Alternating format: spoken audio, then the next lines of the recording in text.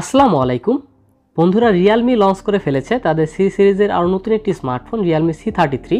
স্মার্টফোনটির highlighted ফিচারগুলোর মধ্যে রয়েছে 50 মেগাপিক্সেলের মেইন ক্যামেরা, 5000 mAh এর ব্যাটারি এবং ইউনিএসওসি টাইগার T612 চিপসেট।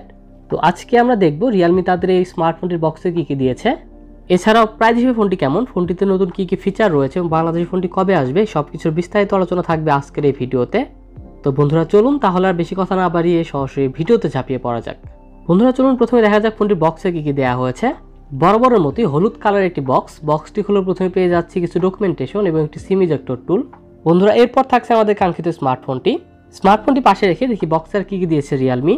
বক্সটির মধ্যে রয়েছে 10 ওয়াটের একটি ফাস্ট চার্জার এবং একটি মাইক্রো USB কেবল।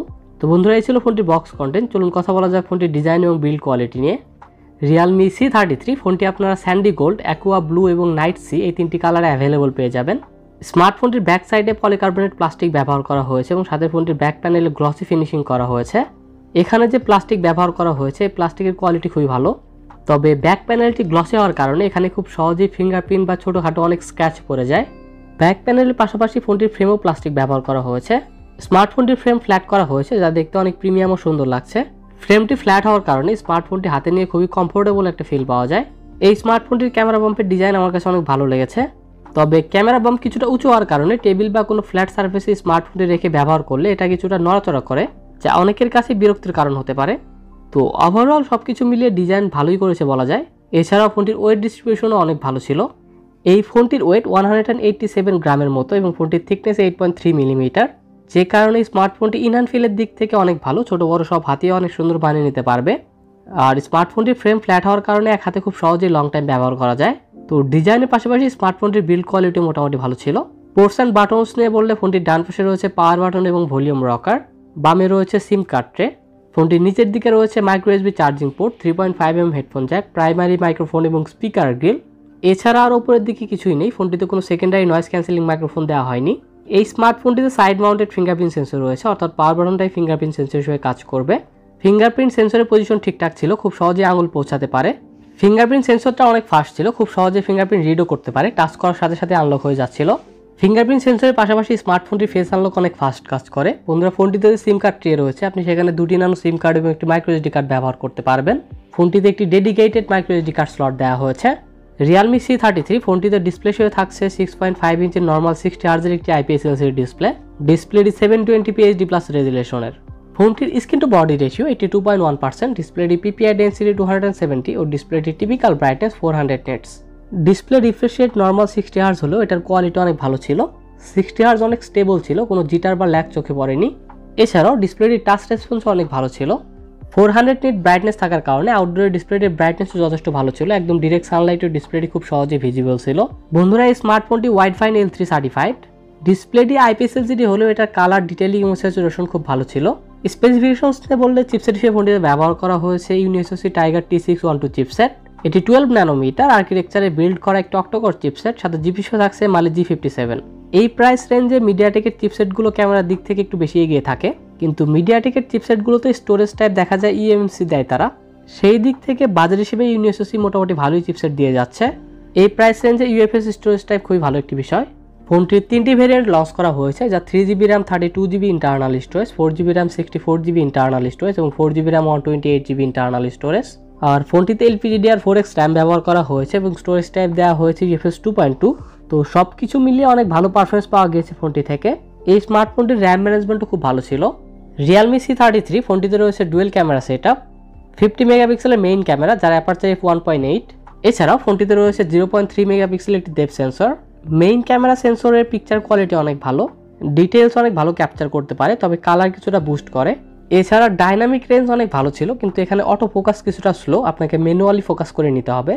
আর সেলফি ক্যামেরা হিসেবে ফোনটিতে 5 মেগাপিক্সেলের একটি অটো ড্রপ সেলফি ক্যামেরা দেওয়া হয়েছে, যার অ্যাপারচার f2.2। ফোনটির রিয়ার ক্যামেরা দিয়ে সর্বোচ্চ 1080p 30fps পর্যন্ত ভিডিও রেকর্ডিং করা যাবে, আর সেলফি ক্যামেরাতে সর্বোচ্চ 720p 30fps পর্যন্ত ভিডিও রেকর্ডিং করার সুবিধা রয়েছে।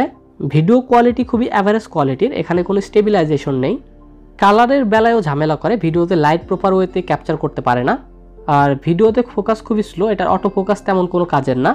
এছাড়া ক্যামেরা ফিচার হিসেবে নাইট মোড রয়েছে, বিউটি মোড, পোর্ট্রেট মোড এবং রিয়ালমির বাকি সব ক্যামেরা ফিচারই মোটামুটি রয়েছে এটাতে। ব্যাটারি হিসেবে ফোনটিতে 5000 mAh এর ব্যাটারি দেওয়া হয়েছে।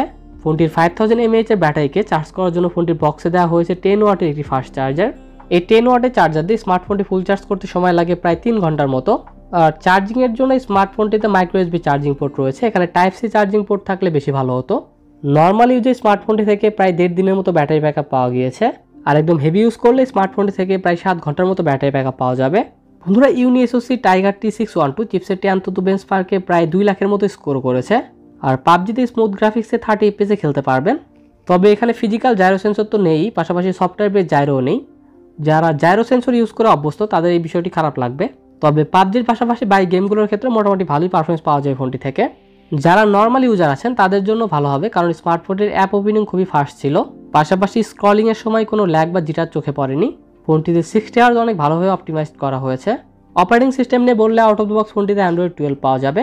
আর সাথে থাকছে রিয়েলমি UIS, এটা রিয়েলমির মেন ইউআই এর লাইটার ভার্সন।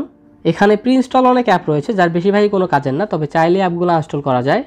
আর টুকটাক বাগ ভালুকের দেখাও পেয়েছি এখানে।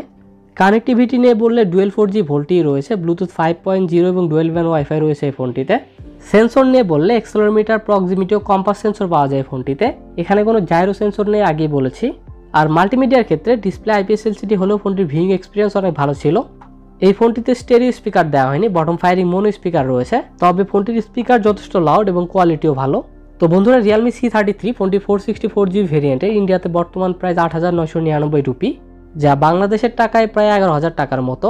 আমাদের দেশে আসলে স্মার্টফোনটির প্রাইস হয়তো 12-13,000 টাকার আশেপাশে হবে।